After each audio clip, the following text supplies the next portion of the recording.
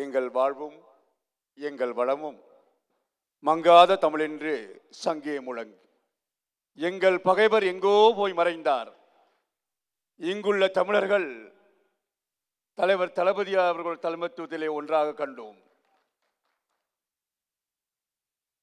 கலைஞருக்கு பின் உலகத் தமிழர்களால் ஒருமுகமாக ஏற்றுக்கொள்ளப்பட்டவரும் தமிழகத்தை புதிய பொருளாதார பண்பாட்டு சிகரங்களை நோக்கி ஓர் அங்குலமாவது உயர்த்துவேன் என்று பல்வேறு நலத்திட்டங்களால் தமிழக மக்களின் மனதில் நிரந்தர சிம்மாசனமிட்டு அமர்ந்திருக்கின்ற எங்களின் மரியாதைக்குரிய தமிழக முதல்வர் மாண்பிற்கும் மரியாதைக்கும் உரிய மு.க. ஸ்டாலின் அவர்களே, இந்த நிகழ்ச்சிக்கு காரணகர்த்தாக வழங்குகின்ற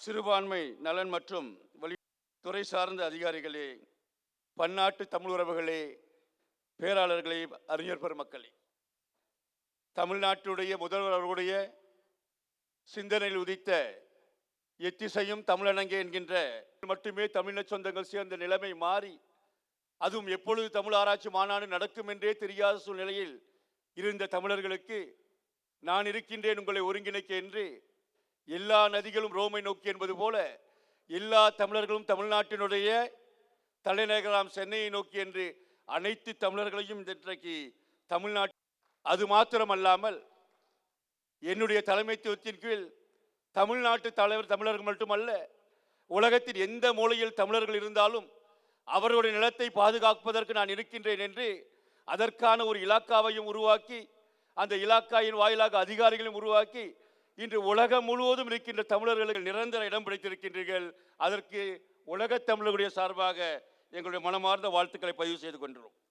அது மாத்திரமில்லாமல் அண்மையில் கன்னியாகுமரியில் விவேகானந்தா பாறை நினைவகத்திலிருந்து திருவள்ளுவர் சிலைக்கு ஏறக்குறைய 133 அடி பாலம் அமைத்து ஆன்மீகத்திற்கும் அறத்திற்கும் அடித்தளம் வைத்திருக்கின்ற உங்களுக்கு உலகத் தமிழர்களுடைய சார்பாக எங்களுடைய மனமார்ந்த நன்றியை பதிவு செய்திருக்கின்றோம். இறுதியாக முதல்வர் அவர்களே, ஒரு வேண்டுகோள்.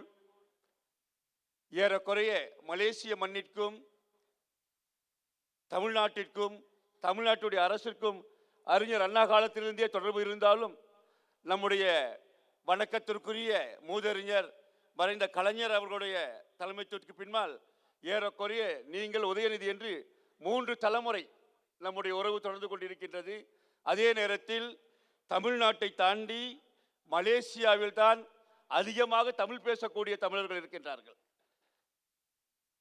கடந்த கலைஞருடைய ஆட்சி, கலைஞர் முதல்வராக இருந்த பொழுது கலைஞருடைய ஆட்சியில் 25ஆம் தேதி 11வது மாதம் 2010 கோலாலம்பூருக்கும் சென்னைக்கும் இரட்டை நகர் திட்டம் ஒப்பந்தமானது, ட்வின் சிட்டி. அது கலைஞர் ஆட்சி முடிந்தவுடன் அதை கையெழுத்திட்டவர்கள் கோலாலம்பூர் மாநகர மன்ற மேயரும் அன்றைய தமிழ்நாட்டினுடைய சென்னையுடைய மேயராக இருந்த மாசு சுப்பிரமணியம் அவர்களும்.